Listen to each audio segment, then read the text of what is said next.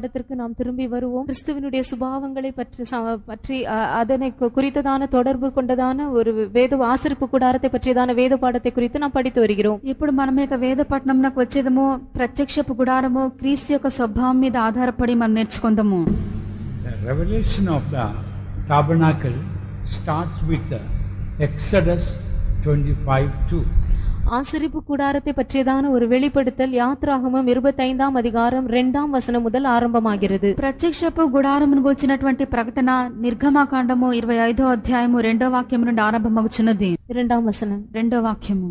மனப்பூர்வமாய் உற்சாகத்துடன் கொடுப்பவன் ఎవనో அவனிடத்தில் எனக்கு కాணிக்கையை వాంగువీర్గళాக. మనపూర్వకంగా అర్పించు ప్రతి మనుషుని యొద్ద మీరు దాన్ని తీసుకొనవలెను.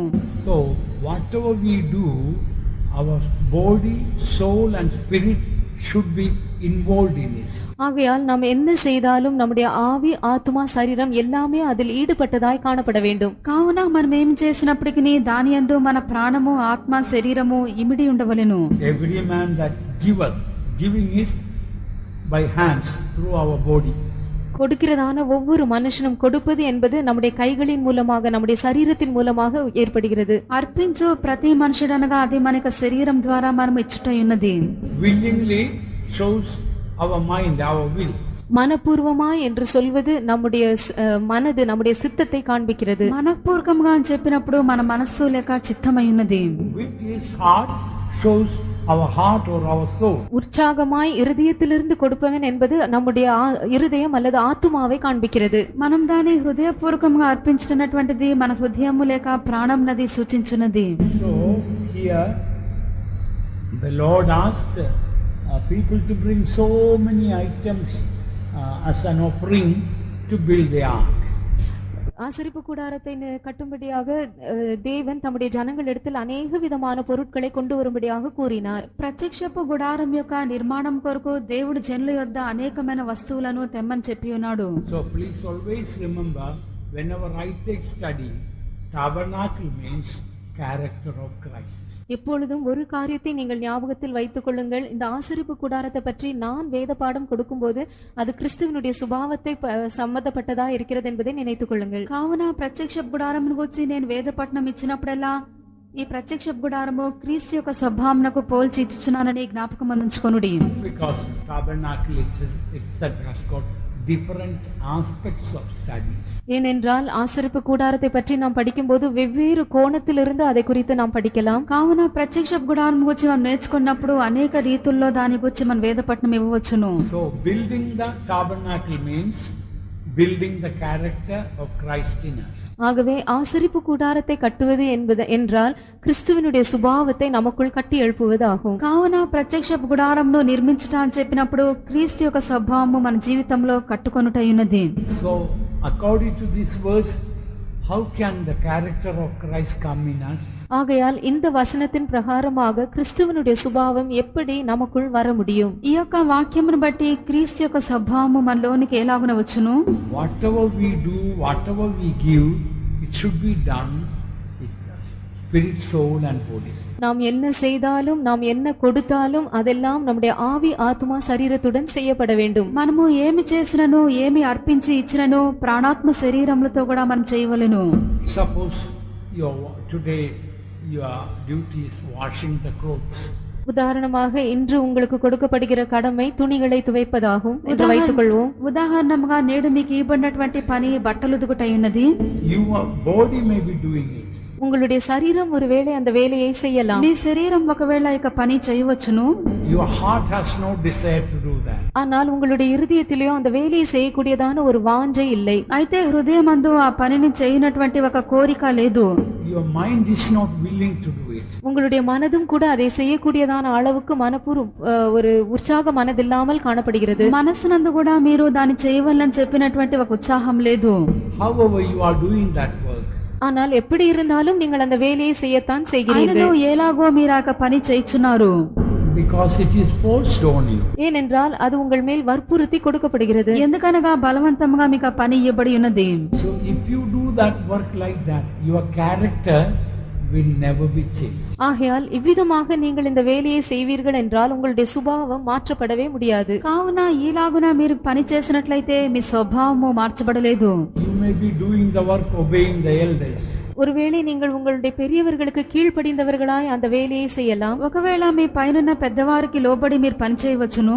You are going to visit or going to places obeying the elders. நீங்கள் வீடுகளை சந்திக்க செல்வதோ மற்ற இடங்களுக்கு செல்வதோ எல்லாம் உங்கள் மேல் இருக்கிறதான பெரியவர்களுக்கு கீழ்ப்படிவதின் மூலமாய் இருக்கலாம். ఇండ్లను దర్శించుటకో మరి ఎక్కడికి వెళ్ళినను పైవారికి మీరు లోబడి వెళ్ళవచ్చును. But if your mind and heart are not there, only the body is doing that work, then the tabernacle cannot be built, character of Christ cannot be built. ஆனால் நீங்கள் செய்கிறதான அந்த வேலையிலே உங்களுடைய மனதும் இருதயமும் சம்பந்தப்படாமல் உங்களுடைய சரீரம் மாத்திரம் அதை செய்யும் என்றால் அப்பொழுது ஆசரிப்பு கூடாரம் கட்டப்பட முடியாது. அதாவது கிறிஸ்துவனுடைய சுபாவம் உங்களுக்குள் கட்டப்பட முடியாது. కావున మీరు చేయుచున్నటువంటి పనిలో మీకు మనస్సు మీకు హృదయము లేకుండా ఊరకే శరీరంతో చేసినట్లయితే ప్రత్యక్షపు గుడారము నిర్మించబడలేదు, మీ స్వభావము కట్టబడలేదు. We read 3 types of cross in the Bible. வேதாகமத்தில் 3 விதமான சிலுவைகளை குறித்து நாம் வாசிக்கிறோம். వాక్యమందు 3 విధమైన సిలువలను గురించి మనం చదవగలము. So 3 types of sufferings. அப்படி என்றால் 3 விதமான பாடுகள் என்று அர்த்தம். అదేమనగా 3 విధమైనటువంటి శ్రమలు. The thief carried the cross. கள்ளன் சிலுவையை சுமந்து சென்றான். దొంగ సిలువను మోసి ఉన్నాడు. Why he carried the cross? அவன் ஏன் சிலுவையை சுமந்தான்? ఆ దొంగ ఎందుకు సిలువను మోసెను? Because of his own sin. தன்னுடைய சொந்த பாவத்தினாலே அவன் சிலுவையை சுமந்தான். తాను చేసిన సొంత పాపములను బట్టి సిలువను మోసెను. So some people's sufferings is like the thief's cross. ஆகையால் சிலர் ஜனங்களுடைய பாடுகள் என்பது அந்த கள்ளனுடைய சிலுவையை போல்தான். కావున కొందరి యొక్క శ్రమలు దొంగ మోసినటువంటి సిలువ వంటివి. They are suffering because of their own sin, foolishness. தங்களுடைய சொந்த பாவத்து நிமித்தமாக தங்களுடைய மதிக்கீட்டு நிமித்தமாக தாங்களே தங்கள் சிலுவையை சுமக்கிறார்கள். తమ యొక్క సొంత పాపమును బట్టి బుద్ధిహీనతను బట్టి సిలువను మోయిచున్నారు. The thief's cross did not bring any glory to God. கள்ளனுடைய சிலுவை தேவனுக்கு எந்த விதமான மகிமையையும் கொண்டு வரவில்லை. దొంగ యొక్క సిలువ దేవునికి ఏ మహిమను తీసుకొని రాలేదు. When you get sufferings because of your own sin, that sufferings do not bring glory to God. நீங்கள் செய்கிறதான அந்த பாவத்து நிமித்தமாக நீங்கள் பாடுகளை அனுபவிக்கும் போது அந்த பாடுகளின் நிமித்தமாக தேவனுக்கு எந்த விதமான மகிமையும் உண்டாவதில்லை. మీరు చేయించినటువంటి పాపములను బట్టి శ్రమను అనుభవించినప్పుడు దానిని బట్టి దేవునికి ఏ మహిమ రాదు.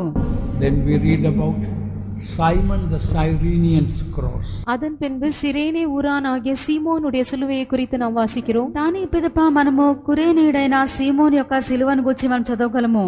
We read in the Bible, he was compelled to carry the cross. அவன் அந்த சிலுவையை சுமக்கும்படியாக வற்புறுத்தப்பட்டான் என்று நாம் வேதாகமத்தில் வாசிக்கிறோம். ఈ కురేనీయుడైన సీమోను తన సిలువను మోయటకు బలవంతం చేయబడి ఉన్నాడు. He may not have done it willingly or joyfully. அவன் ஒருவேளை அதை மனப்பூர்வமாயோ சந்தோஷமாயோ செய்திருக்க மாட்டான். ఒకవేళ అతడు మనపూర్వకంగానో సంతోషంగానో చేయకపోవచ్చును. ஆனால் இந்த சிலுவை சுமக்கும்படியாக இந்த சிலுவை அவன் மேல் வற்புறுத்தப்பட்டது. అయితే సిలువను మోయటకు అది బలవంతం చేయబడెను. Some people's sufferings like Simon the Cyrenian's cross. சில ஜனங்களுடைய பாடுகள் சிரேனே ஊரானாகிய சீமோனுடைய சிலுவையை போல்தான் காணப்படுகிறது. కావున కొందరి యొక్క శ్రమలు కురేనీయుడైన సీమోను వంటి సిలువ వంటివై ఉన్నవి. They don't like that suffering. அவர்களுக்கு அந்த பாடுகள் சற்றும் விருப்பமே இல்லை. వారికి ఆ శ్రమలు కొంచెం కూడా ఇష్టం లేదు. It is true the suffering came not because they did any sin. அவர்கள் ஏதோ பாவம் செய்து விட்டார்கள் என்பதனால் வந்த பாடுகள் அல்ல. అవి వారు చేసినటువంటి పాపం ద్వారా వచ్చినటువంటి సిలువ కాదు. But when the sufferings come, they murmur and complain. ஆனால் பாடுகள் வரும்போது அவர்கள் முறுமுறுத்து முறையிடுகிறார்கள். అయితే శ్రమలు వచ్చినప్పుడు వారు సణుగుచు ఫిర్యాదు చేయుచున్నారు. Simon's cross did not bring any glory to God. சீமோனுடைய சிலுவையும் கூட தேவனுக்கு எந்த மகிமையையும் வருவிக்கவில்லை. సీమోను యొక్క సిలువ కూడా దేవునికి ఏ మహిమను తీసుకొని రాలేదు. Then there is another cross. Which is that cross? அதன் பின்பு இன்னும் ஒரு சிலுவை உண்டு. அது எந்த சிலுவை? మరి యొక్క సిలువ కలదు. ఆ సిలువ ఏమి? The cross of Jesus. இயேசுவினுடைய சிலுவை. యేసు యొక్క సిలువ. For the joy that was set before him, he endured the cross. தமக்கு முன் வைத்திருந்த சந்தோஷத்தின் பொருட்டு அவர் சிலுவையை சகித்தார். తన ఎదుట ఉంచబడినటువంటి ఆనందం కొరకై సిలువను సహించెను. He was not carrying the cross of the thief, not because of his sin, the sufferings came. அவர் கள்ளனுடைய சிலுவையை சுமக்கவில்லை, தாம் செய்த பாவத்து நிமித்தமாக அவருக்கு இந்த சிலுவை கொடுக்கப்படவில்லை. దొంగ యొక్క సిలువను ఆయన మోయలేదు, తాను చేసినటువంటి పాపం బట్టి సిలువను ఆయన మోయలేదు. He was not carrying the cross of Simon. It was not forced on him. அவர் சீமோனுடைய சிலுவையையும் கூட சுமக்கவில்லை, சிலுவை அவர் மேல் வற்புறுத்தப்படவும் இல்லை. సీమోను యొక్క సిలువ కూడా ఆయన మోయలేదు, అదివలే సిలువ బలవంతం చేసి పెట్టబడలేదు. But cross of Jesus, suffering in the will of God joyfully. ஆனால் இயேசுவினுடைய சிலுவை என்பது தேவ சித்தத்திற்குள்ளே சந்தோஷமாய் பாடுகளை அனுபவிப்பதாகும். ఆయనను యేసు యొక్క సిలువ అనగా దేవుని చిత్తం యొక్క మధ్యలో సంతోషముగా అనుభవించటైనది. When we suffer according to the will of God, it will be glory for us. It will be glory for millions of others. நாம் தேவனுடைய சித்தத்தின்படி பாடுகளை சகிக்கும் போது அது நமக்கு மகிமையாக மாறும், இன்னும் எத்தனையோ கோடிக்கணக்கான ஜனங்களுக்கும் அது மகிமையாக மாறும். కావున దేవుని చిత్త ప్రకారంగా మనము శ్రమ అనుభవించినప్పుడు అది దేవునికి మహిమగాను కోట్ల కొలది జనులకు మహిమగాను మారును. So when we carry the cross, we must do it with our body, soul and spirit. ஆகவே நாம் சிலுவையை சுமக்கும் போது அதை நம்முடைய ஆவி, ஆத்மா, శరీరத்தோடு நாம் சுமக்க வேண்டும். కావున మనము సిలువను మోయినప్పుడు ప్రాణ ఆత్మ శరీరములతో మనం మోయవలెను. Willingly, joyfully, we must suffer in the will of God. மனப்பூர்வமாய் சந்தோஷமாய் தேவ சித்தத்தின் நடுவிலிருந்து நாம் பாடுகளை சகிக்க வேண்டும். మనపూర్వకంగాను సంతోషంగాను దేవుని చిత్తం యొక్క మధ్యలో మనము శ్రమ అనుభవింపవలెను. And that sufferings will mold our character, make our character like the character of Christ. அந்த பாடுகள் நம்முடைய சுபாவங்களை உருவாக்கும், நம்முடைய சுபாவத்தை கிறிஸ்துவனுடைய சுபாவத்தை போல் மாற்றிவிடும். అట్టి శ్రమలు మన యొక్క స్వభావంను రూపించును, క్రీస్తు స్వభావం వలె అవి మార్చును. Read again Exodus 25 verse 2. மறுபடியும் யாத்ராகமம் 25ஆம் அதிகாரம் 2ஆம் வசனத்தை வாசியுங்கள். నిర్గమకాండము 25వ అధ్యాయము 2వ వాక్యం చదువుడి. இஸ்ரவேல் புத்திரர் எனக்கு காணிக்கை கொண்டு வரும்படி அவர்களுக்கு சொல்லு, மனப்பூர்வமாய் உற்சாகத்துடன் கொடுப்பவன் எவனோ அவனிடத்தில் எனக்கு காணிக்கை வாங்குவீர்களாக. Speak unto the children of Israel that they bring me an offering of every man that giveth it willingly with his heart, he shall take my offering. See how strange verse it is that you every man that giveth it willingly with his heart, you shall take my offering. My offering. இது எவ்வளவு ஒரு வினோதமான வசனமாய் இருக்கிறது என்பதை பாருங்கள். மனப்பூர்வமாய் உற்சாகத்துடன் கொடுப்பவன் எவனோ அவனிடத்தில் என் காணிக்கை, அதாவது எனக்குரியதான காணிக்கையை நீங்கள் வாங்குவீர்களாக என்று சொல்லப்படுவது. ఈ యొక్క వాక్యము ఇతర తర్జుమాలో ఎంత వింతగా ఉన్నదని చూడుడి.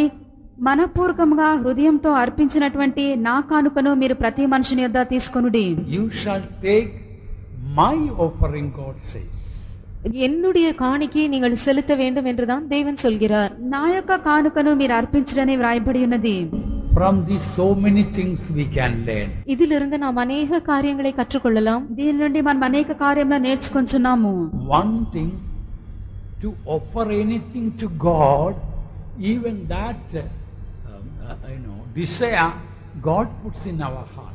ஒரு காரியம் என்னவென்றால், நாம் தேவனுக்கு எதையாவது செலுத்த வேண்டும், கொடுக்க வேண்டும் என்று இருந்தாலும் கூட அந்த ஒரு வாஞ்சையையும் தேவன் தான் நம்முடைய இருதயத்தில் வைக்கிறார். అదేమనగా మనం దేవునికి ఏదైనా అర్పించి చెల్లించవల్లంటే ఆ వాంఛను ప్రభువే మనకు అనుగ్రహించున్నాడు. If I have to give my body an offering to God, it is God puts that desire in my heart to do that.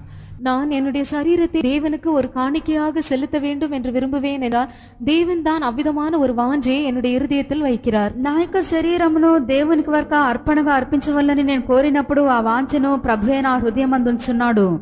Take my offering. என்னுடைய காணிக்கையை வாங்குவீர்களாக. నా అర్పణ మీరు తీసుకొనవలెను. So that offering that we give to God also is given by God. ஆகையால் நாம் தேவனுக்கு செலுத்துகிறதான அந்த காணிக்கையும் கூட தேவனால் தான் கொடுக்கப்படுகிறது. కావున మనము దేవునికి చెల్లించినటువంటి ఆ అర్పణ కూడా దేవుని వలనే మనకు ఇవ్వబడి ఉన్నది. If I offer money to God, that money God gave for me. So it belongs to Him. நான் தேவனுக்கு பணத்தை கொடுப்பேன் என்றால் அந்த பணமும் தேவன் தான் எனக்கு கொடுத்தார். ஆகையால் அந்த பணம் தேவனுக்குரியது. దేవునికి ఏదైనా నేను డబ్బు ఇచ్చినట్లయితే ఆ డబ్బు నాకు దేవుడే ఇచ్చి ఉన్నాడు, తిరిగి నేను దేవునికే దాన్ని చెల్లించున్నాను. If I give my heart, my body to Jesus, it's first given by Him to me. என்னுடைய இருதயத்தையும் என்னுடைய சரீரத்தையும் நான் இயேசுவுக்கு கொடுக்க வேண்டும் என்று விரும்புவேன் என்றால் முதலாவதாக இந்த இரண்டையும் அவர்தான் எனக்கு தந்தார். నా యొక్క హృదయమును నా యొక్క శరీరమును నేను యేసుకు ఇవ్వవాలంటే ఇవి నాకు యేసే అనుగ్రహించి ఉన్నాడు. So in that sense, the more we give to God, the more we are indebted to God.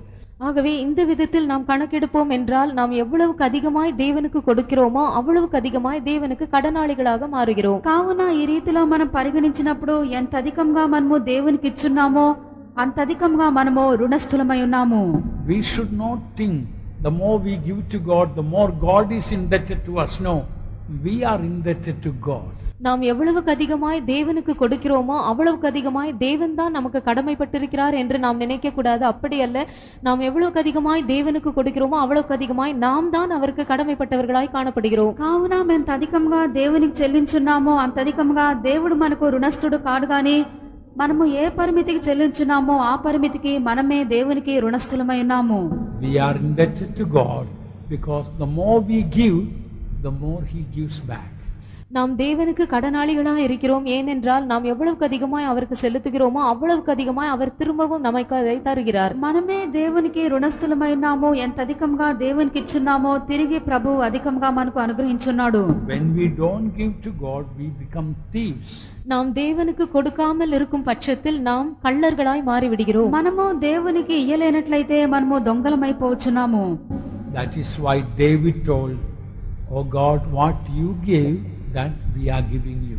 ஆகையால் தான் தாவீது கூறினான், கர்த்தாவே நீர் எங்களுக்கு தந்ததையே நாங்கள் உமக்கு திரும்பி கொடுக்கிறோம். కావున దావీదు అంటున్నాడు, ప్రభువా మీరు మాకు ఇచ్చినదే తిరిగి నేను నీకు ఇచ్చున్నాను.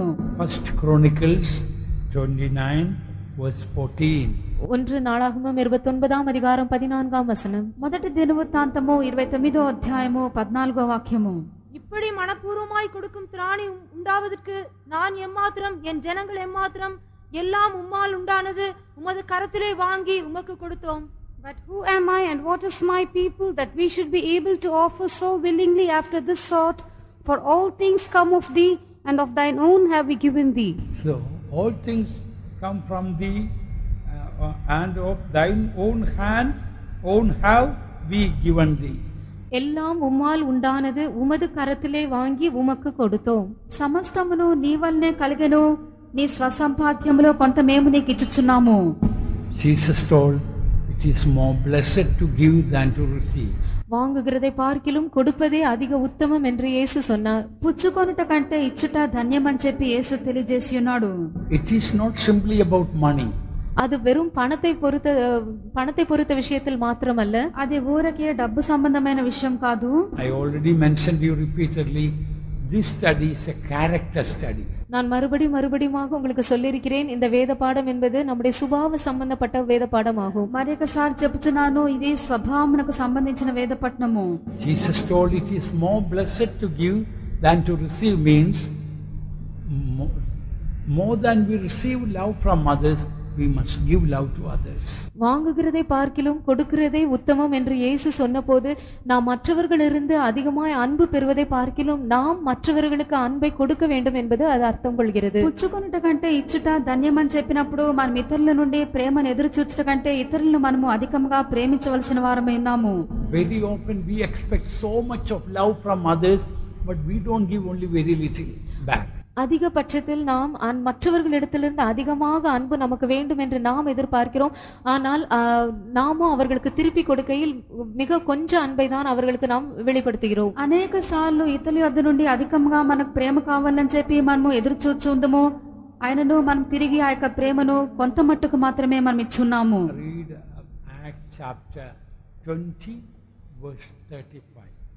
அப்போஸ்தலர் 20ஆம் அதிகாரம் 35ஆம் வசனம். అపోస్తల కార్యము 20వ అధ్యాయం 35వ వాక్యము. இப்படி பிரயாசப்பட்டு பலவீனரை தாங்கவும் வாங்குகிறதை பார்க்கிலும் கொடுக்கிறதே பாக்கியம் என்று கர்த்தராகிய இயேசு சொன்ன வார்த்தைகளை நினைக்கவும் வேண்டும் என்று எல்லா விதத்திலேயும் உங்களுக்கு காண்பித்தேன் என்றான். I have showed you all things, how that so laboring ye ought to support the weak, and to remember the words of the Lord Jesus, how he said, it is more blessed to give than to receive. It is more blessed to give than to receive. வாங்குகிறதை பார்க்கிலும் கொடுக்கிறதே பாக்கியம். పుచ్చుకొనుట కంటే ఇచ్చుట ధన్యము. It is more blessed to give help than receive it. மற்றவர்களிடத்திலிருந்து உதவியை பெற்றுக்கொள்வதை பார்க்கிலும் மற்றவர்களுக்கு உதவியை నల్గువதுதான் భాగ్యం. ఇతరుల యొద్ద నుండి సహాయమును పుచ్చుకొనుట కంటేను సహాయము ఇతరులకు ఇచ్చుటే ధన్యము. It is more blessed to give compassion, kindness to others than we receive. மற்றவர்களிடத்திலிருந்து இரக்கம், தயவு இவைகளை பெற்றுக்கொள்வதை பார்க்கிலும் மற்றவர்களுக்கு அதை அதிகமாய் கொடுப்பதே பாக்கியம். కనికరము, జాలి, దయ మనం పుచ్చుకొనుట కంటేను ఇతరులకు మనం వాటిని ఇచ్చుటే ధన్యము. So we must give more love to others than we receive from them. ஆகையால் மற்றவர்களிடத்திலிருந்து நாம் பெற்றுக்கொள்கிறதான அன்பை பார்க்கிலும் அதிக அன்பை நாம் மற்றவர்களுக்கு கொடுக்க வேண்டும். కావున ఇతరుల యొద్ద నుండి మనం పొందినటువంటి ప్రేమ కంటే అధికముగా మనం ప్రేమను ఇతరులకు ఇవ్వవలెను. And now we will come back to Exodus 25, read verse 3 to 8. இப்பொழுது யாத்ராம் 25ஆம் அதிகாரம் 3 முதல் 8 வரை உள்ள வசனங்களை வாசியுங்கள். ఇప్పుడు నిర్గమాకాండము 25వ అధ్యాయము 3 నుండి 8వ వాక్యం వరకు చదివేదము. நீங்கள் அவர்களிடத்தில் வாங்க வேண்டிய காணிக்கையாவன பொன்னும் வெள்ளியும் வெண்கலமும் இளநில நூலும் இரத்தாம்பர நூலும் சிவப்பு நூலும் மெல்லிய பஞ்சு நூலும் வெள்ளாட்டு மயிரும் சிவப்பு தீர்ந்த ஆட்டுக்கடா தோலும் தகசு தோலும் சித்தி மரமும் விளக்கெண்ணையும் அபிஷேகத்துக்கு பரிமள தைலம் பரிமர வர்க்கங்களும் தூப சுகந்த வர்க்கங்களும் ஏபோத்திலும் மார்பதகத்திலும் பதிக்கும் கோமேதக கட்டிலும் ரத்தினங்களுமே அவர்கள் நடுவிலே நான் வாசம் பண்ண எனக்கு ஒரு பரிசுத்த ஸ்தலத்தை உண்டாக்குவார்களாக.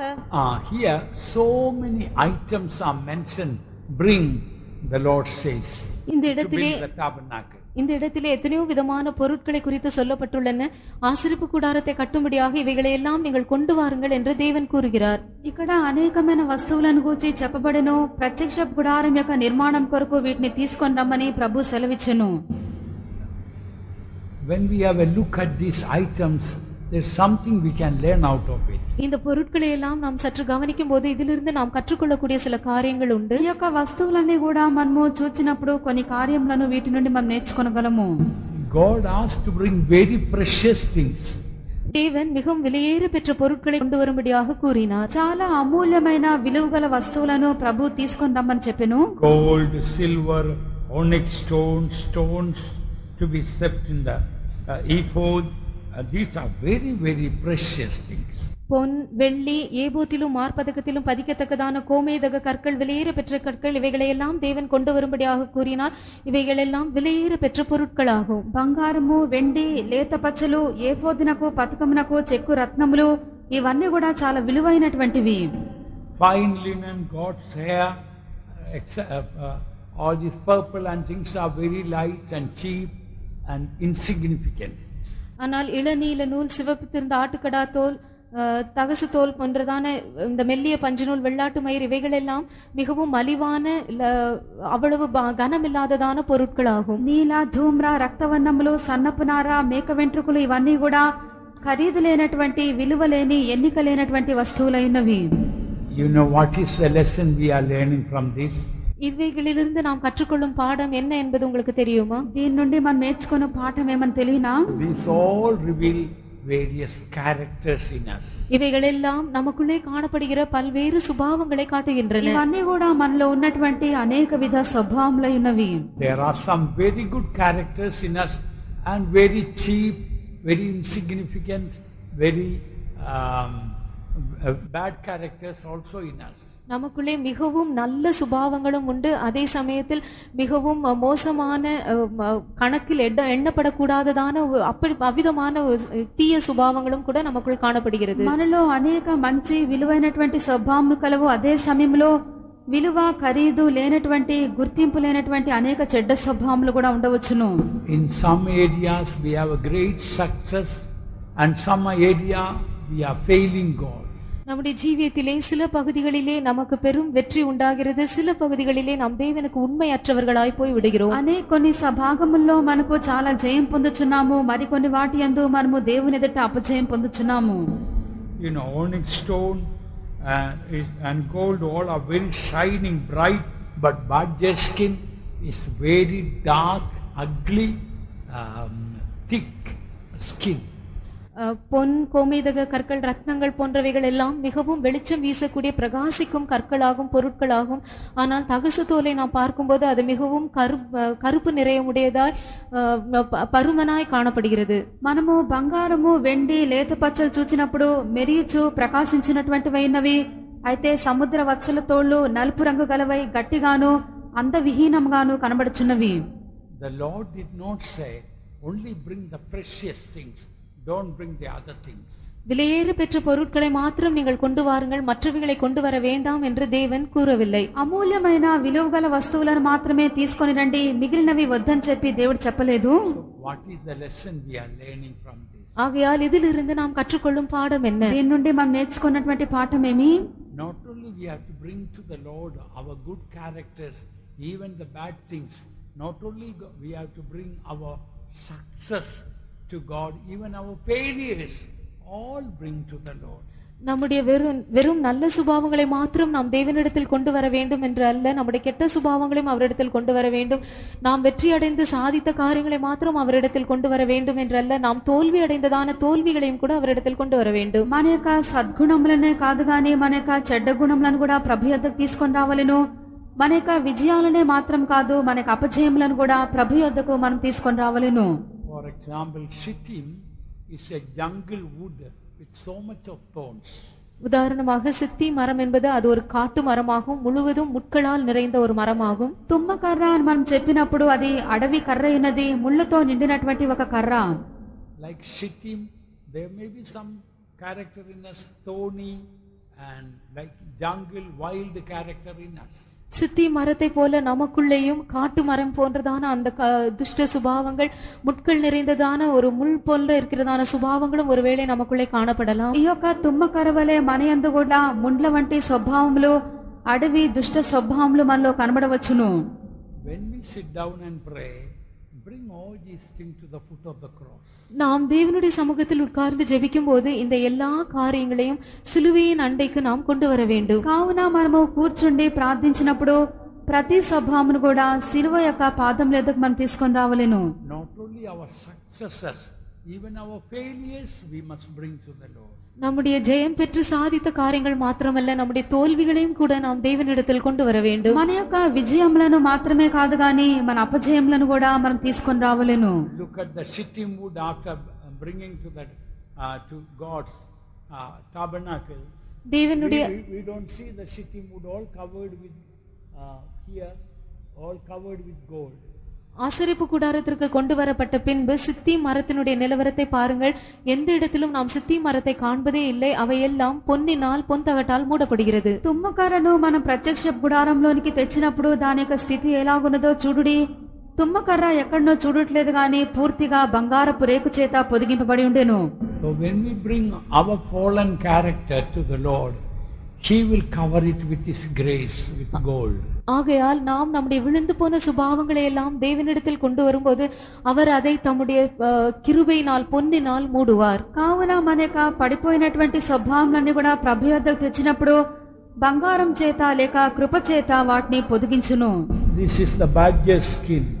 அதுதான் தகசு தோல். నల్లగా ఉన్నదే సముద్ర వత్సల తోళ్ళు. When you go inside the tabernacle, you don't see that the badger skin. You see this glorious covering. You see. நீங்கள் அந்த ஆசரிப்பு கூடாரத்திற்குள் பிரவேசிக்கும் போது நீங்கள் அந்த தகசு தோலை காண்பதில்லை, அதற்கு பதிலாக மகிமை நிறைந்ததான அந்த தொங்கு திரைகளை தான் காண்கிறீர்கள். ఆయనను మీరు ప్రత్యక్ష గుడారం లోపలికి వెళ్ళినప్పుడు సముద్ర వత్సల తోళ్లు మీరు చూడరు గాని మహిమగల పైకప్పును మాత్రమే మీరు చూడగలరు. So some of us may have like a badger skin. Our heart will be very hard, but when we bring to the Lord, God will all cover with the glorious covering. All what we see in the tabernacle is only the glorious covering. ஆகையால் நம்மில் சிலருக்கு நம்முடைய இருதயங்கள் எல்லாம் தகசு தோலை போல மிகவும் கடினப்பட்டவைகளாய் காணப்படலாம். ஆனால் நாம் அவற்றை தேவனுடைய சமூகத்தில் அவரிடத்தில் கொண்டு வரும்போது ஆசரிப்பு கூடாரத்தில் எவ்விதமாக எல்லாமே மகிமையான மூடுதிரைகளால் மூடப்பட்டிருந்ததோ அது போல எல்லாவற்றையும் தேவன் மகிமையாக மாற்றுவார். కావున కొందరి యొక్క స్వభావములు సముద్ర వత్సల తోళ్లు వలె హృదయం అన్నటువంటిది కఠినంగా ఉండవచ్చును. ఆయనను ప్రభు యొద్దకు తెచ్చినప్పుడు మహిమగల పైకప్పు చేత ప్రభు వాటిని కప్పి మహిమకరంగా మార్చును. We must bring our precious things also to the Lord and give. நாம் நம்முடைய விலையேற பெற்ற பொருட்களையும் கூட தேவனிடத்தில் கொண்டு வந்து அவருக்கு அதை கொடுக்க வேண்டும். మన యొక్క అమూల్యమైన విలువగల వస్తువులను కూడా తెచ్చి మన ప్రభువుకు సమర్పింపవలెను. Onyx stone, very, very precious. கோமேதக கற்கள் மிகவும் விலையேற பெற்ற கற்களாகும். లేత పచ్చలు చాలా విలువైనటువంటి రాళ్ళు. Sometimes your mother may be like a very precious to you, like onyx stone. ஒருவேளை உங்களுடைய தாய் சில வேளைகளில் உங்களுக்கு மிகவும் விலையேற பெற்றவர்களாய் ஒரு கோமேதக கல்லை போல் காணப்படலாம். ఒకవేళ మీ యొక్క తల్లి మీకు చాలా అమూల్యమైనదిగా లేత పచ్చవలే కనబడవచ్చును. Maybe your father in your heart will be very precious to you. ஒருவேளை உங்களுடைய தகப்பன் உங்களுக்கு இருதயத்திலே ஒரு கோமேதக கல்லை போல மிகவும் விலையேற பெற்றவராய் இருக்கலாம். ఒకవేళ మీ యొక్క తండ్రి మీ యొక్క హృదయమందు అమూల్యమైన వాడుగా ఉండవచ్చును. You should not keep back these precious stones. You must give them all to Jesus. இந்த விலையேற பெற்ற கற்களை எல்லாம் நீங்கள் உங்களுக்காக வைத்துக் கொள்ளக்கூடாது. அவற்றை எல்லாம் இயேசுவின் இடத்தில் கொடுத்து விட வேண்டும். ఈ యొక్క అమూల్యమైన రాళ్లను మీ వద్ద ఉంచుకొనకూడదు, యేసుకు వాటిని అర్పింపవలెను. Then he will beautifully make the whole thing a glorious tabernacle. அப்பொழுது அவர் மிகவும் அழகாக எல்லாவற்றையும் மகிமை நிறைந்த ஒரு ஆசரிப்பு கூடாரமாக மாற்றி விடுவார். అప్పుడు దేవుడు అన్నిటిని కూడా చాలా అంతముగా మహిమకరమైనటువంటి ప్రత్యక్ష గుడారముగా మార్చును.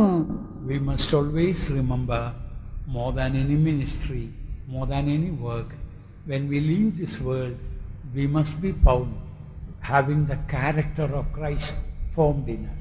மற்ற எல்லா ஊழியங்களை பார்க்கிலும் மற்ற எல்லா வேலைகளை பார்க்கிலும் நாம் இந்த உலகத்தில் ஜீவிக்கும் போது கிறிஸ்துவனுடைய சுபாவம் நமக்குள்ளே உருவாக்கப்பட்டவர்களாய் நாம் காணப்பட வேண்டும் என்கிற காரியத்தை எப்போதும் நாம் மனதில் வைத்திருக்க வேண்டும். ప్రతి సేవ కంటేను కూడా మనం చేయు ప్రతి పని అంతటి కంటే కూడా ఇక లోకంలో మనము వెళ్ళిపోవచ్చినప్పుడు క్రీస్తు యొక్క స్వభావము మన యందు రూపించబడినదిగా కనబడుటయే శ్రేష్టము. Therefore I humbly request you, try to note down these studies, and not only these studies, other studies of other servants of God also, and meditate on them so that God's character can be formed in us. ஆகையால் நான் உங்களை மிகவும் தாழ்மையாய் வேண்டிக் கொள்கிற ஒரு காரியம் என்னவென்றால், இந்த வேத பாடத்தை எல்லாம் நீங்கள் உங்கள் புத்தகத்தில் குறித்துக் கொள்ளுங்கள்.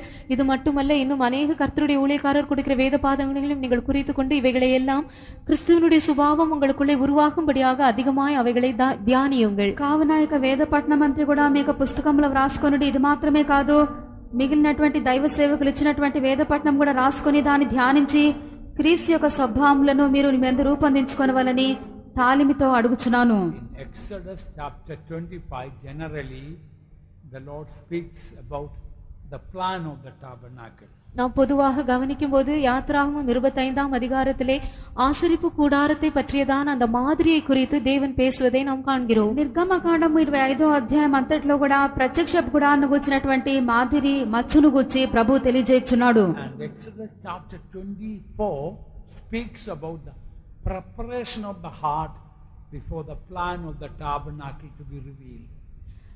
ஆசரிப்பு கூடாரத்தை பற்றியதான அந்த மாதிரி வெளிப்படுத்தப்படும் முன்பாக அதற்கேற்றதான விதத்தில் இருதயம் எவ்விதமாக ஆயத்தமாக்கப்படுகிறது என்கிறதான காரியம் யாத்ராகமம் 24ஆம் அதிகாரத்தில் கூறப்பட்டுள்ளது. ప్రత్యక్షపు గుడారం యొక్క మాదిరి మచ్చు ఇవ్వబడుటకు ముందుగా హృదయము ఎలాగున సిద్ధపడి ఉండవల్లని చెప్పినటువంటి కార్యము నిర్గమకాండము 24వ అధ్యాయం అందు మనం చదవగలము. In other words, if God has to reveal that plan of the tabernacle or character of Christ, first a preparation of the heart is needed. இன்னொரு வார்த்தையில் நாம் சொல்வோம் என்றால், தேவன் ஆசரிப்பு கூடாரத்தை பற்றியதான அந்த மாதிரியை அல்லது கிறிஸ்துவனுடைய சுபாவத்தை நமக்கு வெளிப்படுத்துவதற்கு முன்பாக அதற்கென்று நம்முடைய இருதயம் ஆயத்தமாக்கப்பட வேண்டும். మరొక విధముగా చెప్పినప్పుడు ప్రత్యక్ష గుడారం యొక్క మాదిరిని లేక క్రీస్తు యొక్క స్వభావము మన యందు రూపించబడుటకు మన హృదయము సిద్ధపాటు కలిగినదై కనబడవలెను. Read Exodus chapter 24 verse 3. யாத்ராகமம் 24ஆம் அதிகாரம் 3ஆம் வசனம். నిర్గమకాండము 24వ అధ్యాయము 3వ వాక్యము. மோசே வந்து கர்த்தருடைய வார்த்தைகள் யாவையும் நியாயங்கள் யாவையும் ஜனங்களுக்கு அறிவித்தான். அப்பொழுது ஜனங்கள் எல்லாரும் ஏக சத்தமாய் கர்த்தர் அருளின எல்லா வார்த்தைகளின்படியும் செய்வோம் என்று பிரதியுத்தரம் சொன்னார்கள். And Moses came and told the people all the words of the Lord and all the judgments, and all the people answered with one voice and said, all the words which the Lord had said will we do. So all the people told, all the words which the Lord has said we will do. அப்பொழுது எல்லா ஜனங்களும் சேர்ந்து ஏக சத்தமாய் கர்த்தர் அருளின எல்லா வார்த்தைகளின் படியும் நாங்கள் செய்வோம் என்று பிரதியுத்தரம் சொன்னார்கள். అప్పుడు ప్రజలందరూ కూడా యెహోవా చెప్పిన మాటలన్నిటి ప్రకారము చేసేదమని ఏక శబ్దంతో ఉత్తరమిచ్చిరి. So in other words, if the Lord has to reveal His character, we must say, Lord, I am willing to obey, to be conformed to your character. இன்னொரு விதத்தில் தேவன் தம்முடைய சுபாவத்தை நமக்கு வெளிப்படுத்த வேண்டும் என்றால் நாம் அதற்கு சம்மதித்தவர்களாய் ஆண்டவரே உம்முடைய சுபாவத்திற்கு ஒப்பாக நான் மறுரூபம் ஆவதற்கு நான் கீழ்ப்படிய ஆயத்தமாய் இருக்கிறேன் என்று சொல்லி நம்மை ஒப்புக் கொடுக்க வேண்டும். కావున ప్రభు యొక్క స్వభావం మనందు రూపొందించుటకు మనము ప్రభువాని యొక్క స్వభావమునాలో రూపొందించబడి నేను దానికి సమరూపముగా మార్చబడినట్లుగా నా యొక్క హృదయం నేను సిద్ధపరచుకొని అప్పగించున్నానని చెప్పవలెను. When the people told all what God will speak, we will do, then we read God revealed Himself to them. கர்த்தர் அருளின எல்லா வார்த்தைகளின் படியும் நாங்கள் செய்வோம் என்று ஜனங்கள் பிரதியுத்தரம் கொடுத்த போதுதான் கர்த்தர் தம்மை வெளிப்படுத்தினார் என்று நாம் வாசிக்கிறோம். యెహోవా చెప్పినటువంటి మాటలన్నిటి ప్రకారం మేము చేసేదమని చెప్పి ప్రజలు ఉత్తరం ఇచ్చినప్పుడు దేవుని యొక్క మాదిరిని మనము చూడగలుగుచున్నాము. Now read Exodus 24 verse 10 where God is revealing Himself to them. 24ஆம் அதிகாரம் 10ஆம் வசனத்திலே தேவன் தம்மை அவர்களுக்கு வெளிப்படுத்துகிறார். வசனம் வாசியுங்கள். నిర్గమకాండం 24వ అధ్యాయం 10వ వాక్యమందు దేవుడు తన్ను బయలుపరుచుకొంచున్నాడు. இஸ்ரவேலின் தேவனை தரிசித்தார்கள். அவருடைய பாதத்தின் கீழே நீல கல்லிழைத்த வேலைக்கு ஒப்பாகவும் தெளிந்த வானத்தின் பிரபைக்கு ஒப்பாகவும் இருந்தது. And they saw the God of Israel, and there was under His feet as it were a paved work of a sapphire stone, and as it were the body of heaven in His clearness. So here we find how God appeared to the people who told, we are willing to do all what God speaks. கர்த்தர் அருளின எல்லா வார்த்தைகளையும் படியும் செய்ய நாங்கள் ஆயத்தமா இருக்கிறோம் என்று சொன்னதான ஜனங்களுக்கு தேவன் எவ்விதமாக தம்மை வெளிப்படுத்தினார் என்பதை குறித்து இந்த வசனத்தில் வாசிக்கிறோம். యెహోవా సెలవిచ్చినటువంటి మాటల ప్రకారంగా చేసేదమని చెప్పి ఉత్తరం ఇచ్చినటువంటి ప్రజలకు దేవుడు ఎలాగున ప్రత్యక్షమై ఉన్నాడో మనం చూస్తున్నాము. There was under His feet as it were a paved work of a sapphire stone. அவருடைய பாதத்தின் கீழே நீல கல்லிழைத்த வேலைக்கு ஒப்பாக காணப்பட்டது. ఆయన పాదముల క్రింద నిగనిగలాడు నీలమయమైన వస్తువు వంటిదుండెను. Sapphire stone is a blue stone. நீல கல் என்பது அது நீல நிறமுடைய ஒரு கல்லாகும். Tamil it is Neelakalli, that's right. It is a blue stone. அது நீல நிறம் நிறைந்த ஒரு கல். అది నీలి రంగయున్నది. So blue stands for love. நீலம் என்பது அன்பை காண்பிக்கிறது. నీలం అని చెప్పినది దైవ ప్రేమను సూచించినది. So as it were there was under His feet as it were a paved work of a sapphire stone. அவருடைய பாதத்தின் கீழே நீல கல்லிழைத்த ஒரு வேலை காணப்பட்டது. ఆయన పాదముల క్రింద నిగనిగలాడు నీలమయమైనటువంటి వస్తువు ఉండెను. In other words, His foot rest was on a sapphire stone. இன்னொரு வார்த்தையில் சொல்வோம் என்றால் அவருடைய பாதம் ஒரு நீல கல்லின் மேல் அமர்ந்ததாய் காணப்பட்டது. அதுதான் அவருடைய பாதபடியாய் இருந்தது. మరొక విధంగా చెప్పినట్లు ఆయన పాదం యొక్క పీఠం అన్నటువంటిది నీలం రత్నం మీద ఉంచబడి ఉన్నది. What do we understand from this? இதிலிருந்து நாம் என்ன விளங்கிக் கொள்கிறோம்? దీని నుండి ఏం అర్థమవుతున్నది? Sapphire stone shows God's love. நீலக்கல் என்பது தேவனுடைய அன்பை வெளிப்படுத்துகிறது. నీలం అన్నది దేవుని యొక్క ప్రేమ ఉన్నది. God's love will give rest for us. தேவனுடைய அன்பு நமக்கு இளைப்பாறுதலை தரும். దేవుని ప్రేమ మనకు విశ్రాంతినిచ్చును. The more we are filled with God's love, the more our heart will be restful. எவ்வளவுக்கு அதிகமாய் நாம் தேவனுடைய அன்பினால் நிரப்பப்படுகிறோமோ அந்த அளவுக்கு அதிகமாய் நம்முடைய இருதயம் இளைப்பாறும். ఎంతగా మనం దేవుని యొక్క ప్రేమతో నింపబడుచున్నామో అంత అధికంగా మన హృదయము విశ్రాంతి కలిగి ఉండును. I feel in my spirit some of your hearts are very often getting troubled and troubled and troubled. உங்களில் சிலருடைய இருதயம் அதிக தடவைகளிலே மிகவும் கலங்கி போகிறது என்பதை நான் என்னுடைய ஆவியில் உணர்கிறேன். మీలో అనేకుల యొక్క హృదయము పలుసార్లు కూడా కలవరపడి అల్లకొల్లోలముగా కనబడుచున్నదని నా ఆత్మ యందు నేను గ్రహించున్నాను. Little things are suffering some of you, are troubling some of you.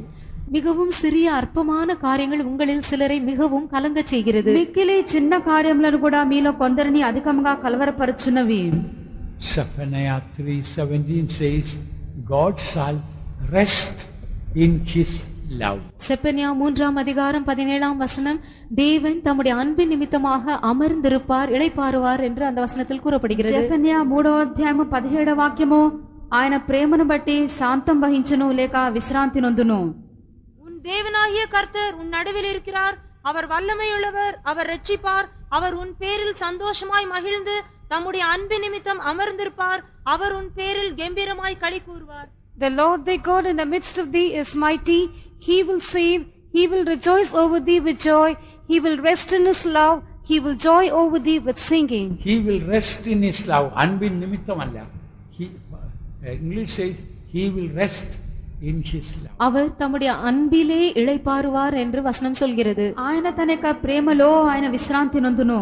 So if God's love is in your life, you can always rest in God. ஆகவே தேவனுடைய அன்பு உங்கள் ஜீவியத்தில் காணப்படும் என்றால் நீங்கள் எப்பொழுதுமே தேவனுக்குள் இளைப்பாறலாம். కావున దేవుని యొక్క ప్రేమ మీ జీవితంలో ఉండినప్పుడు ఆ ప్రేమ యందు విశ్రాంతి నొందగలరు.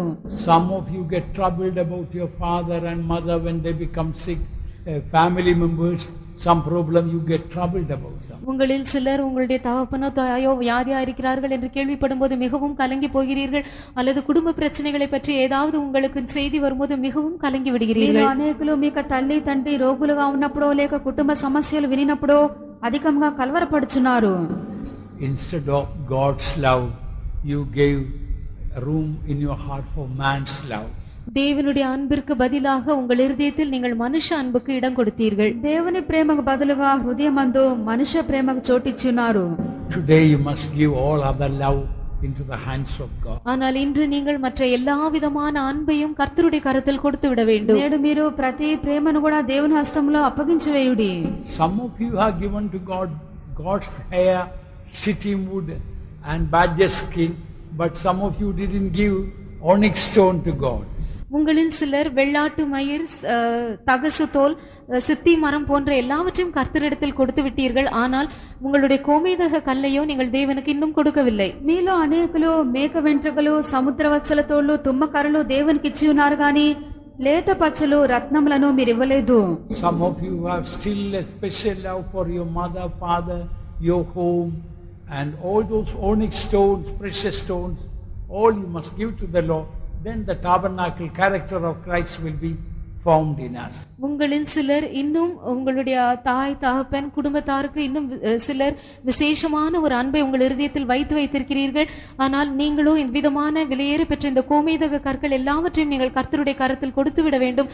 அப்பொழுது அந்த ஆசரிப்பு கூடாரம் கிறிஸ்துவனுடைய சுபாவம் நமக்குள்ளே உருவாகும். మీలో అనేకులు మీకు తల్లియు తండ్రియు మీ కుటుంబం మీద విశేషమైన ప్రేమను ఉంచుకొని ఉన్నారు.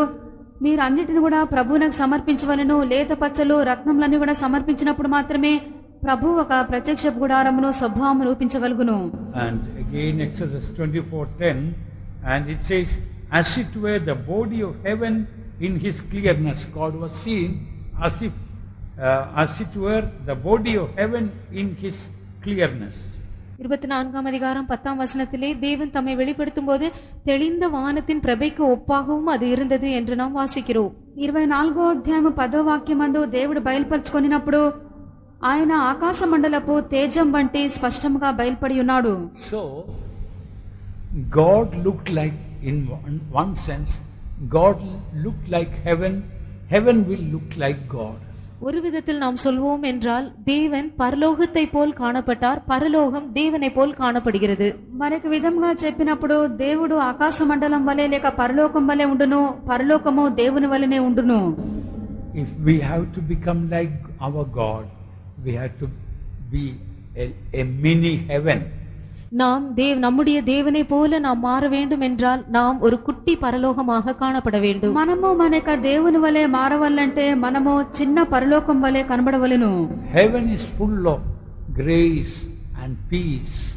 பரலோகம் கிருபையினால் சமாதானத்தினால் முற்றும் நிறைந்ததாய் காணப்படுகிறது. పరలోకము కృప చేతను సమాధానం చేతను నిండినదై ఉన్నది. Anyone who enters heaven, who come in contact with heaven, experience that peace and joy.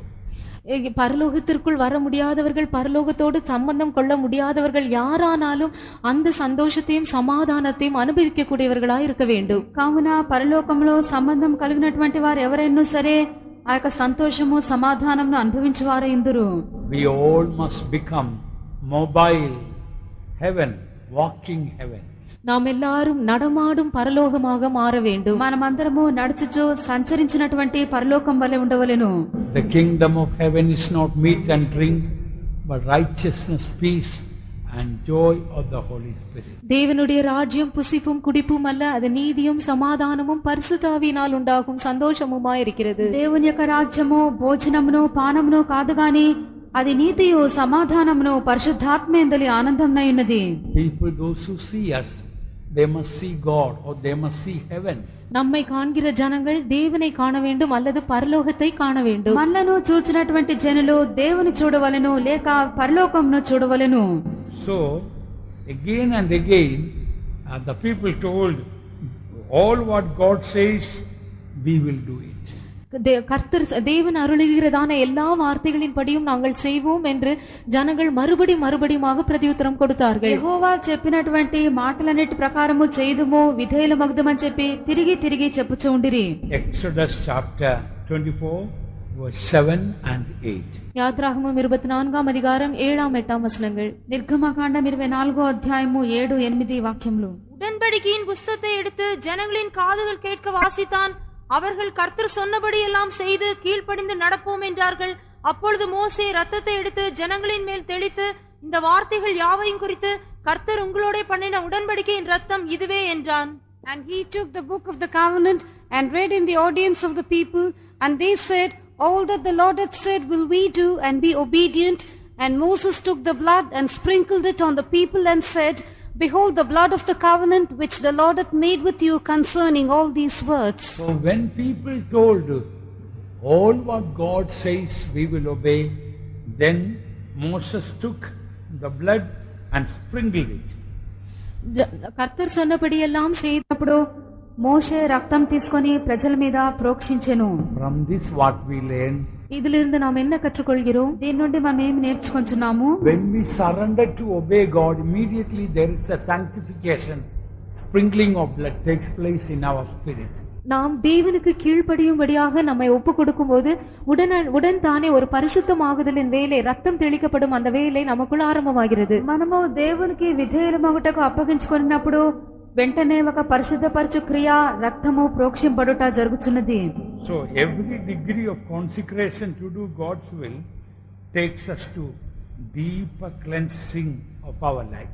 தேவ சித்தம் செய்யும்படியாக நாம் ஒவ்வொரு முறையும் நம்மை பிரதிஷ்டை செய்து தேவனுக்கு ஒப்பு கொடுக்கும் போது அது பரிசுத்தமாக ஆழமான ஒரு பரிசுத்தத்திற்கு நம்முடைய జీవితాన్ని வழி நடத்தி செல்கிறது. కావున దేవుని యొక్క చిత్తం చేయుటకు మనం ప్రతిసారి మనను అప్పగించుకొంచు వెళ్ళుచుండగా అది లోతైనటువంటి పరిశుద్ధపరచబడు క్రియలోనికి మనల్ని నడిపించున్నది. Jesus told, you are clean through the words that I have spoken to you. இப்பொழுது நான் உங்களுக்கு சொன்ன வசனத்தினாலே நீங்கள் சுத்தமாய் இருக்கிறீர்கள் என்று இயேசு சொன்னார். యేసు కూడా చెప్పినప్పుడు నేను చెప్పినటువంటి మాటను బట్టి మీరిప్పుడు పవిత్రులై ఉన్నారు. So whenever we hear the word of God, if we are receptive, willing to receive, it brings a cleansing, a deep cleansing in us. ஆகையால் எப்பொழுதெல்லாம் நாம் தேவ வசனத்தை கேட்கிறோமோ அந்த வசனத்தை ஏற்றுக்கொள்ளும்படியாக நாம் ஆயத்தமுள்ளவர்களாய் இருக்கும்போது ஒரு ஆழமான சுத்திகரிப்பின் வேலை நமக்குள்ளே நடைபெறுகிறது. కావున దేవుని యొక్క వాక్యం విని దాన్ని స్వీకరించుకుంటకు సిద్ధంగా ఉన్నప్పుడు లోతైన ఒక పరిశుద్ధపరిచినటువంటి క్రియ మనలో జరుగుతున్నది. Here when the people told again and again, we will do all what God says, then God appeared, the God of Israel appeared to them. இந்த இடத்திலே ஜனங்கள் எல்லாரும் தேவன் சொன்னபடியே நாங்கள் செய்வோம் என்று திரும்ப சொன்னபோது இஸ்ரவேலின் தேவன் அவர்களுக்கு வெளிப்பட்டார். ఇక్కడ మనము జనులందరూ కూడా యెహోవా చెప్పిన ప్రకారము చేయుదుమని తిరిగి చెప్పినప్పుడు ఇశ్రాయేలు దేవుడు వారికి ప్రత్యక్షమైను. And also that means when we consecrate ourselves to do the will of God, then we get a revelation about our God. மேலும் நாம் தேவனுடைய சித்தம் செய்யும்படியாக நம்மை நாம் ஒப்பு கொடுக்கும் போது நம்முடைய தேவனை பற்றியதான ஒரு வெளிப்படுத்தலை நாம் பெற்றுக்கொள்கிறோம் என்றும் அது அர்த்தம் கொள்கிறது. ఇంకను దేవుని యొక్క చిత్తం మనం చేయుటకు మనను ప్రతిష్ఠించుకొని అప్పగించుకున్నప్పుడు దేవుని గురించినటువంటి లోతైన ప్రకటన మనకు లభించున్నది. So like we read in the 25th chapter, give the onyx stone and the god's hair and stuff and the badger skin and all. We must learn to give our failures and our successes, our weakness, our strong point and weak points, everything to the hands of God. 25ஆம் அதிகாரத்திலே நம்முடைய கோமேதக கற்கள், வெள்ளாட்டு மயிர், தகசு தோல் போன்ற எல்லாவற்றையும் நாம் கர்த்தரிடத்தில் கொடுக்க வேண்டும் என்று நாம் வாசித்தது போலவே நாம் நம்முடைய வெற்றி அடைந்து சாதித்ததான காரியங்கள், நம்முடைய தோல்விகள், நம்முடைய பலம் வாய்ந்ததான காரியங்கள், நம்முடைய பலவீனங்கள் எல்லாவற்றையுமே நாம் தேவனிடத்தில் கொடுத்து விட வேண்டும். మనము ఇక్కడ లేత పచ్చలు, మేక వెంట్రుకలు, సముద్ర వత్సల తోళ్లు, తుమ్మకళ్ళు సమర్పించవాలని చెప్పినప్పుడు మన విజయములను, అపజయములను, బలహీనతలను, బలముగల కార్యములన్నీ కూడా ప్రభువునకు సమర్పింపవలెను. And now I want to mention a very important subject. Kindly listen carefully. இப்பொழுது நான் மிகவும் முக்கியமான ஒரு விஷயத்தை உங்களுக்கு சொல்ல விரும்புகிறேன், கவனமாக கேளுங்கள். ఇప్పుడు ఒక ముఖ్యమైన విషయం చెప్పుచున్నాను, శ్రద్ధగా వినుడి. Read Exodus chapter 25, the last verse, the 40th verse. யாத்ராகமம் 25ஆம் அதிகாரம் 40ஆம் வசனம். నిర్గమకాండము 25వ అధ్యాయం 40వ వాక్యము. மலையிலே உனக்கு காண்பிக்கப்பட்ட மாதிரியின்படியே அவைகளை செய்ய எச்சரிக்கையாயிரு. And look that thou make them after their pattern which was showed thee in the mount. So, this pattern to how these things should be, the height and the weight and everything as a pattern, God had shown to Moses on the mountain.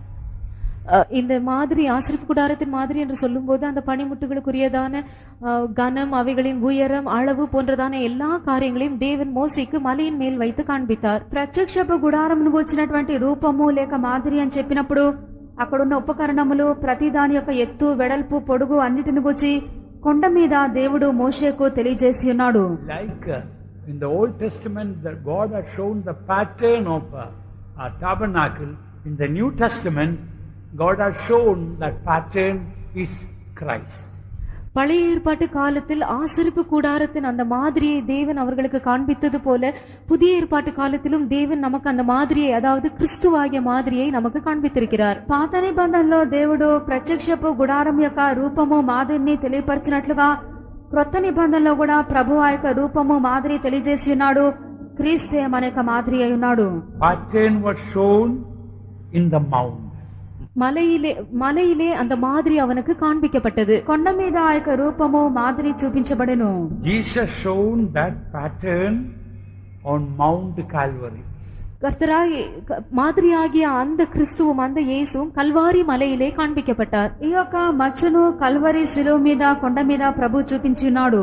In the Old Testament, the pattern was only shown. பழைய ஏற்பாட்டு காலத்தில் அந்த மாதிரி வெறும் காண்பிக்கப்பட்டது. పాత నిబంధన కాలంలో రూపము మాత్రం చూపించబడెను. Pattern means example. மாதிரி என்றால் அது ஒரு உதாரணம், ஒரு திருஷ்டாந்தம் என்று சொல்லலாம். రూపము, మాదిరి అని చెప్పినప్పుడు అది ఒక దృష్టాంతం అని చెప్పవచ్చును. Listen, in the New Testament, Jesus had not simply shown an example, but he has given an example. ஆனால் புதிய ஏற்பாட்டு காலத்தில் இயேசு மாதிரியை வெறும் காண்பித்ததோடு நிறுத்திவிடவில்லை, அவர் அந்த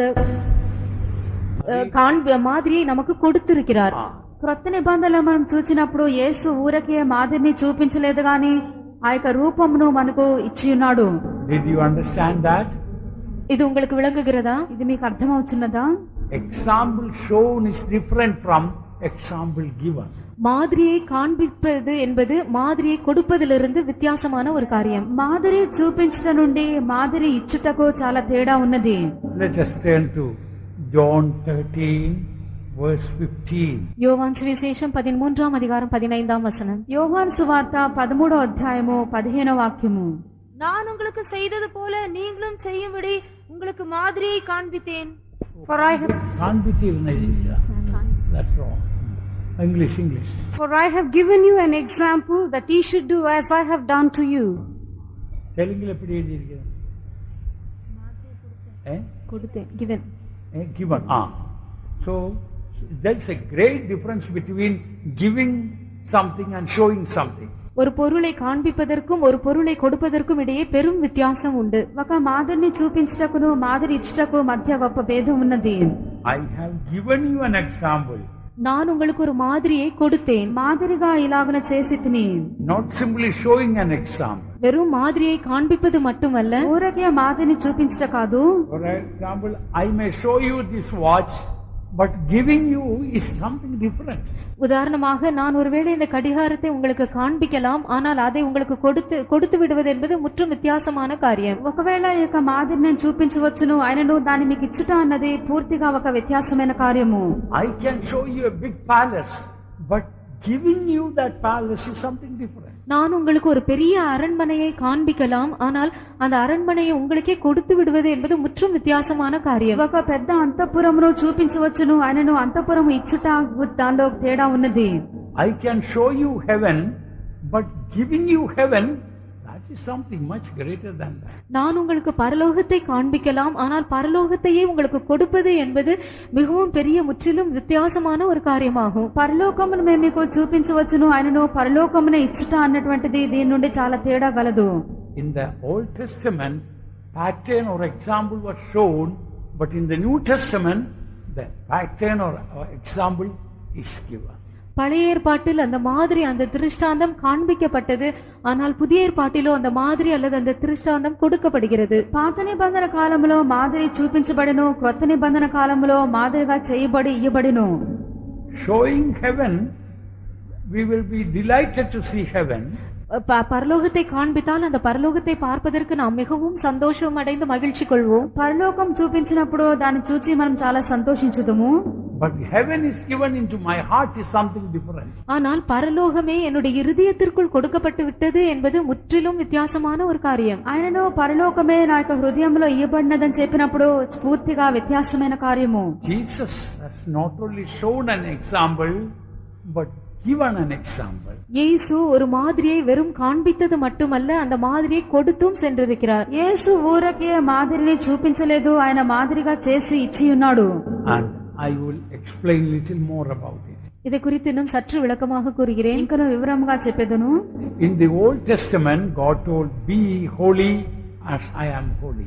பழைய ஏற்பாட்டில் நான் பரிசுத்தராய் இருக்கிறது போல நீங்களும் பரிசுத்தராய் இருங்கள் என்று தேவன் கூறினார். పాత నిబంధనలో నేను పరిశుద్ధుడను గనక మీరు కూడా పరిశుద్ధులుగా ఉండడని చెప్పి ప్రభు వాక్కునిచ్చెను. But there was no one in the Old Testament time lived really holy life as God is holy. ஆனால் தேவன் பரிசுத்தம் உள்ளவராய் இருக்கிறது போல பழைய ஏற்பாட்டு காலத்தில் அந்த அளவுக்கு பரிசுத்த ஜீவியம் செய்தவர்கள் ஒருவருமே இல்லை. ఆయనను దేవుడు ఎంత పరిశుద్ధుడై ఉన్నాడో ఆ పరిమితికి పరిశుద్ధ జీవితం చేసిన వారు పాత నిబంధనలో ఎవరునూ లేరు. Pattern was shown on the mountain.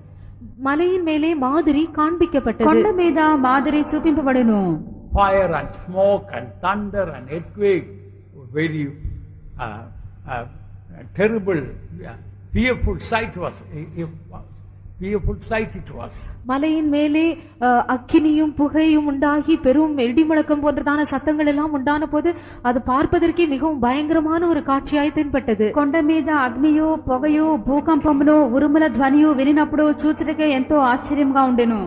In the New Testament also we read the same verse, "Be holy as I am holy." புதிய ஏற்பாட்டிலும் கூட நான் பரிசுத்தராய் இருக்கிறது போல நீங்களும் பரிசுத்தராயிருங்கள் என்கிற அதே வசனத்தை தான் நாம் வாசிக்கிறோம். కొత్త నిబంధనలో కూడా నేను పరిశుద్ధుడనైన ప్రకారము మీరు కూడా పరిశుద్ధులై ఉండడం చదువుచున్నాము. In the New Testament, Jesus has not only shown an example of holiness through his life, he has given himself to us. புதிய ஏற்பாட்டிலே இயேசு தம்முடைய ஜீவியத்தின் மூலமாக பரிசுத்தத்தை பற்றியதான ஒரு மாதிரியை நமக்கு காண்பித்தது மட்டுமல்லாமல் தம்மையே நமக்காக ஒப்பு கொடுத்தும் விட்டார். క్రొత్త నిబంధనలో యేసు పరిశుద్ధత యొక్క మాదిరిగా తను చూపించుకుంట మాత్రమే కాదు గాని యేసు తన్ను తానే మనకు అప్పగించుకొని ఉన్నాడు. Jesus has not only shown an example, after showing an example, he gave himself to us that example. இயேசு நமக்கு மாதிரியை காண்பித்தது மட்டுமல்ல, அந்த மாதிரியை காண்பித்த பின்பு அந்த மாதிரியின் படியே தம்மையே நமக்காக ஒப்பு கொடுத்தும் விட்டார். యేసు ఊరకే మాదిరిని చూపించట కాదు గాని మాదిరి ప్రకారముగా యేసు తన్ను తానే అప్పగించి ఉన్నాడు. That's why Peter says in 1 Peter, read that verse, that he has leaving as an example for us, not showing an example, but leaving an example for us. ஆகையால் தான் பரிசுத்த பேதுரும் தன்னுடைய நிருபத்திலே அவர் நமக்கு மாதிரியை தம்முடைய மாதிரியை முன்வைத்து போயிருக்கிறார் என்று சொல்கிறார். కావున పేతురు రాసిన పత్రిక యందు మాదిరిని చూపించట కాదు గాని మాదిరిని ఉంచిపోయెను.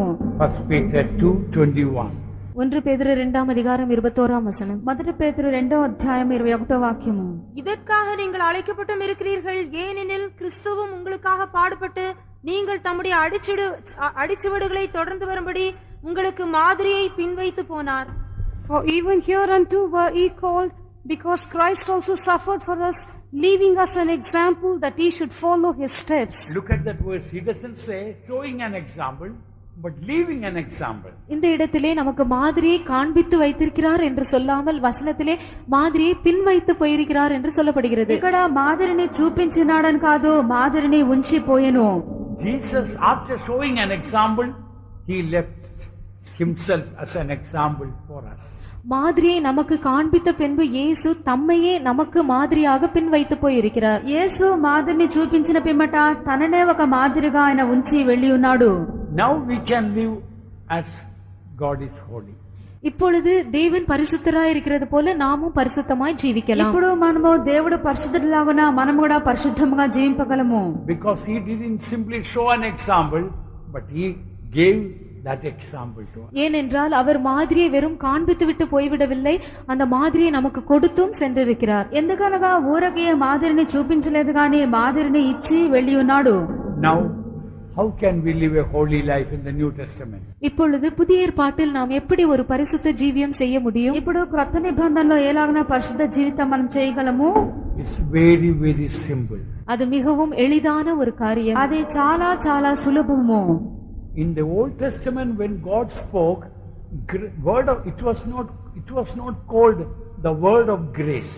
பழைய ஏற்பாட்டில் தேவன் பேசின போது அது கிருபையின் வார்த்தை என்று அழைக்கப்படவில்லை. పాత నిబంధన కాలంలో దేవుడు మాట్లాడినప్పుడు అది కృపాసహితమైన మాట అని పిలువబడలేదు. When Jesus came, grace and truth came by him. ஆனால் இயேசு உலகத்தில் வந்தபோது அவர் மூலமாய் கிருபையும் சத்தியமும் வந்தது. కావున యేసు వచ్చినప్పుడు ఆయనతో కూడా కృపయు సత్యమును వచ్చెను. In other words, when God says, be holy as I am holy, இன்னொரு விதத்திலே நான் பரிசுத்தராய் இருக்கிறது போல நீங்களும் பரிசுத்தமுள்ளவர்களா இருங்கள் என்று தேவன் சொல்லும்போது, మరొక వీటిలో దేవుడు పరిశుద్ధులైనట్లుగా మీరును పరిశుద్ధులుగా ఉండడని చెప్పినప్పుడు along with that word grace also comes. அந்த வார்த்தையோடு கூட கிருபையும் தொடர்ந்து ఆ வருகிறது. మాటతో కూడా కృపయు చేరి వచ్చుచున్నది. When we have a receptive heart, நாம் ஏற்றுக்கொள்ளக்கூடிய ஒரு இருதயம் உடையவர்களாய் இருக்கும்போது, మనము అంగీకరించినటువంటి హృదయం మనకు ఉండినప్పుడు, Lord, you spoke to me that be holy as I am holy. I believe it and I receive that word into my heart.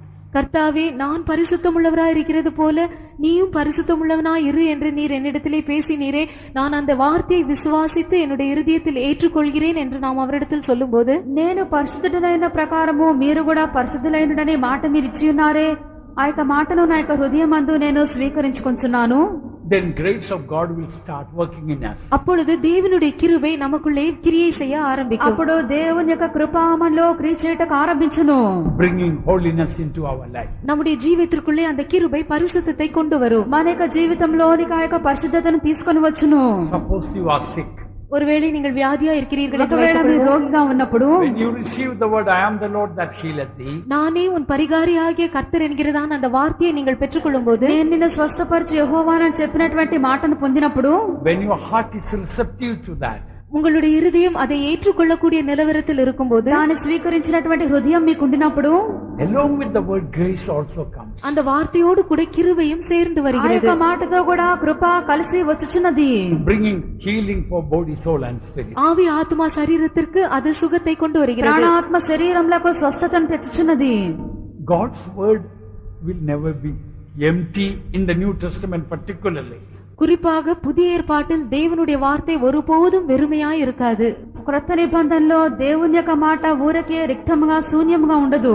Old Testament time also God's word will never be empty. பழைய ஏற்பாட்டிலும் கூட தேவனுடைய வார்த்தை வெறுமையாய் இருந்ததில்லை. పాత నిబంధనలో కూడా దేవుని యొక్క మాట శూన్యముగా లేదు. What is special in the New Testament?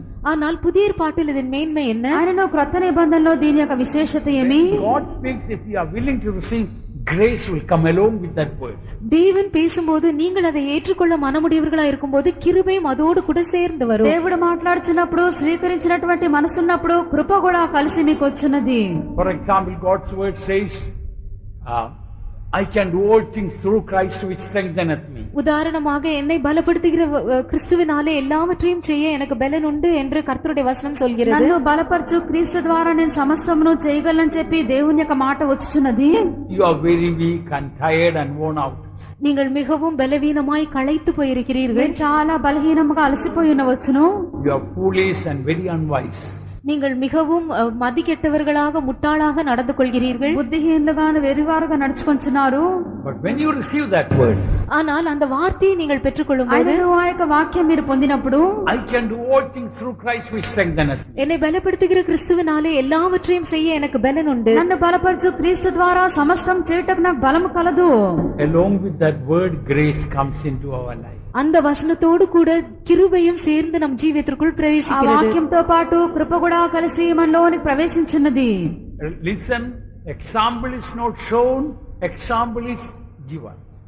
கவனியுங்கள், மாதிரி காண்பிக்கப்படுவதில்லை, மாதிரி கொடுக்கப்படுகிறது. శ్రద్ధగా వినుడి, మాదిరి చూపించబడట కాదు, మాదిరి ఇవ్వబడును. In the New Testament, whatever God speaks, along with that, when we receive, grace comes. புதிய ஏற்பாட்டில் தேவன் என்னென்ன நம்மிடத்தில் பேசுகிறாரோ அதை நாம் ஏற்றுக்கொள்ளும் போது அதோடு கூட கிருபையும் சேர்ந்து வருகிறது. కొత్త నిబంధనలో ప్రభు మనతో ఏ ఏ మాటలు పలికి ఉన్నాడో దానితో పాటు కృప కలిసి మనకు వచ్చుచున్నది. Shall we close our eyes? நம்முடைய கண்களை நாம் மூடுவோம். మన కళ్ళను మనం మూసేదము. Be ye holy as I am holy. நான் பரிசுத்தராயிருக்கிறது போல நீங்களும் பரிசுத்தராயிருங்கள். నేను పరిశుద్ధుడను గనుక మీరు కూడా పరిశుద్ధులై ఉండుడి. Lord, I believe I can be holy as you are. கர்த்தாவே, நீர் பரிசுத்தமுள்ளவராயிருக்கிறது போல நானும் பரிசுத்தமுள்ளவன் ஆக முடியும் என்று நான் விசுவாசிக்கிறேன். ప్రభువా, మీరు పరిశుద్ధుడైన ప్రకారము నేను కూడా పరిశుద్ధినిగా ఉండగలని విశ్వసించున్నాను. Whatever God says, grace comes with it when we open our heart. நாம் நம்முடைய இருதயத்தை திறக்கும் போது தேவன் என்ன சொல்கிறாரோ அதோடு கூட சேர்ந்து கிருபையும் வருகிறது. కావున మన హృదయం తెరిచినప్పుడు దేవుడు ఏం చెప్పినప్పటికీ కృప మనలోనికి వచ్చున్నది. When you believe now unto him that is able to keep you from falling, when you believe that, God will keep you from falling.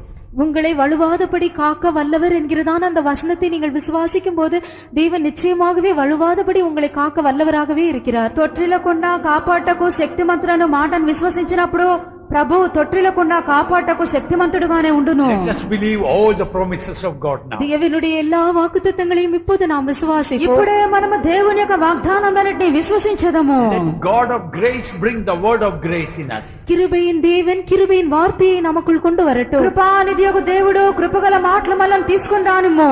Let us all be filled with the grace of God and the word of God. நாம் எல்லாரும் தேவனுடைய கிருபையினாலும் தேவனுடைய வசனத்தினாலும் நிரப்பப்படுவோம். మనమందరము దేవుని యొక్క కృపతోను దేవుని యొక్క వాక్యంతోను నింపబడిదము. Shall we all praise God till the grace really compasses and crown us?